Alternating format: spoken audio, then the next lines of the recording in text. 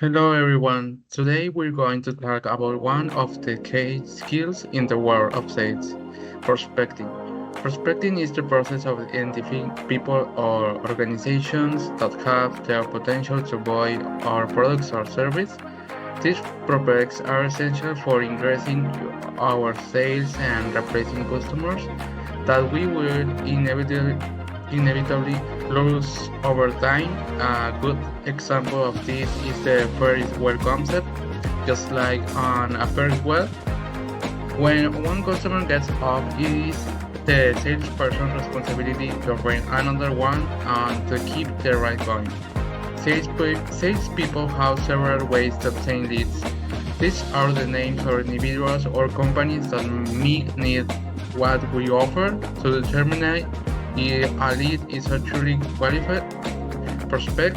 We use the acronym MAD. You take out the money, you take out the ability to make the purchasing decision, you take out the desire to buy the product.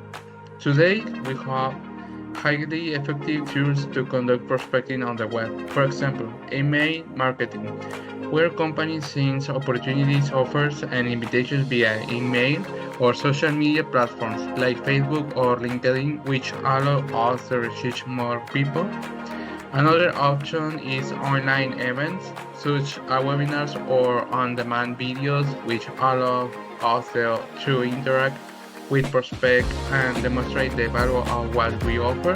In addition, techniques like cold canvassing, where we contact strangers by phone, email, or physical mail, remain effective is opening new opportunities. The key is not just finding new prospects, but also use techniques like the endless chain referral. A satisfied customer can often refer us to someone else. That's called for salesperson. We should also watch for orphaned customers. When a salesperson leaves a company, these customers are left unattended, and that's our chance to win new relationships. To stand out in the market, we can become experts in our field. We writing articles and specialist journals, newspapers, or social media. This builds our credibility and visibility among prospects. Let's not forget the importance of networking. Everyone we meet could be a prospect or they could provide a valuable referral. Additionally, sales-led clubs and public exhibitions are, are opportunities to connect with the new prospects and share strategies with other professionals. Finally, there's the power of technology, social selling. Use tools like blogs and social networks to create relevant content, while social listening allows us to monitor and understand buyer actions and so we can adjust our strategies accordingly. In summary, prospecting is essential in sales, and there are many ways to do it effectively. From traditional methods to digital approach, the key is to adapt and use all the tools available to us. Thanks for joining me today, and I hope these techniques help you improve your sales strategies. Now for the key concepts of the sales cycle, which is the backbone of successful sales strategy, we have 6 stages.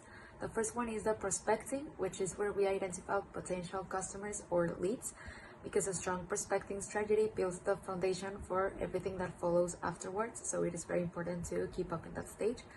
Second is the qualifying, is where we ask questions to ensure the lead has the need, budget, and decision-making power, because this saves time by focusing on those who can actually buy our product. Third is presenting.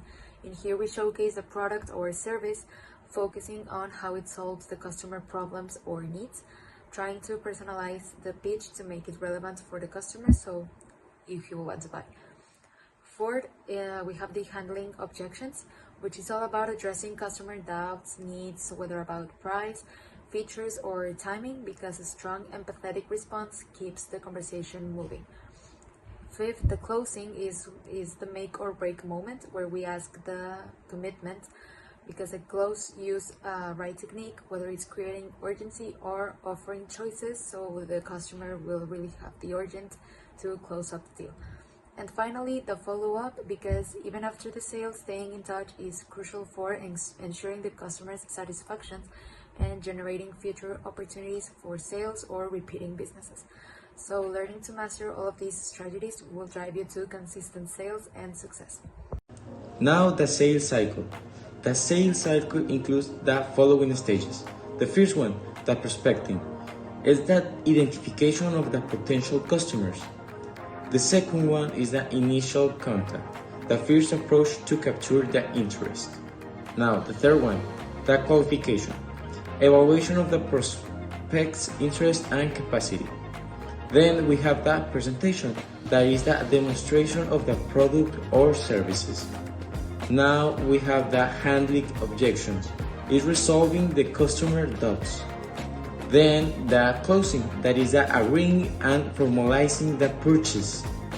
And finally we have the follow-up, that is the after sales to ensure satisfaction and future opportunities.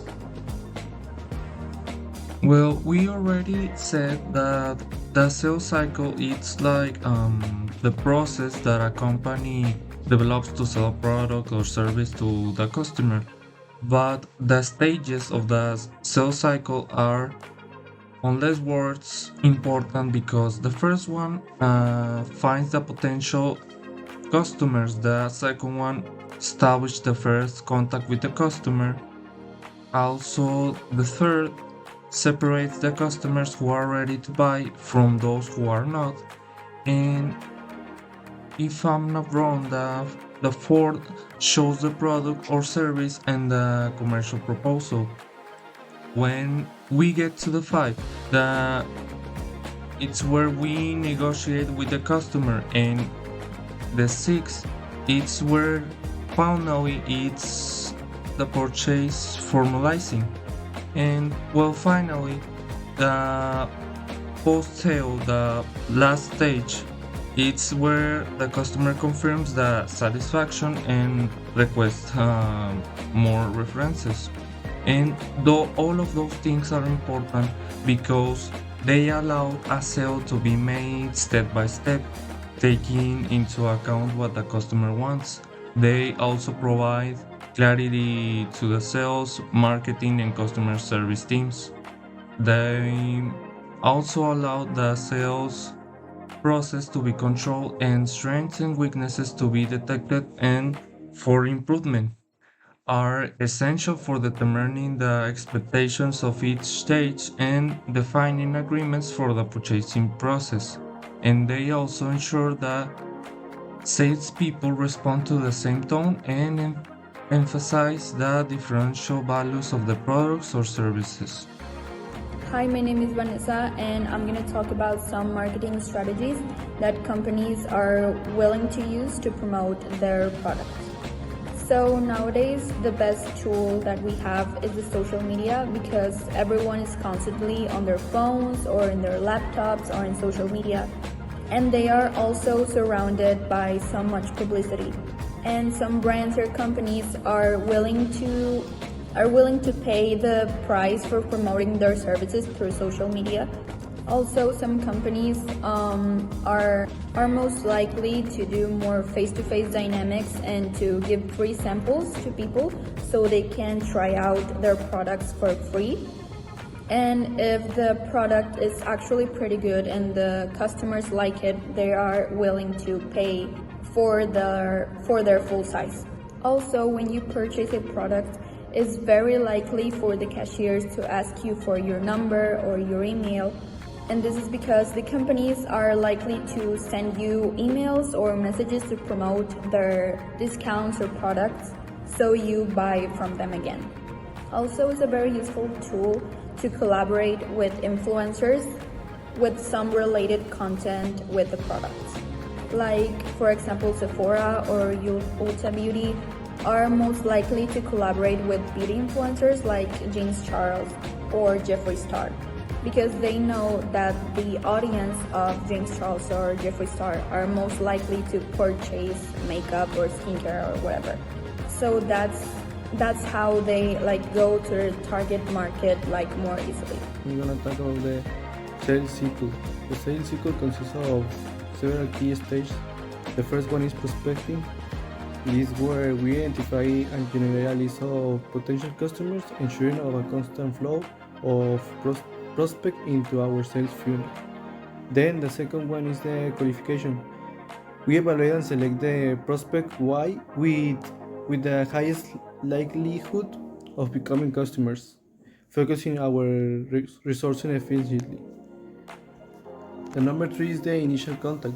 We establish the first contact with prospects, creating a relationship and generating interest in our products or services. Next one is the number 4, presentation of the offer. We educate the prospect on the benefits and features of our product, differentiating ourselves from the competition. The number 5 is the handling objections.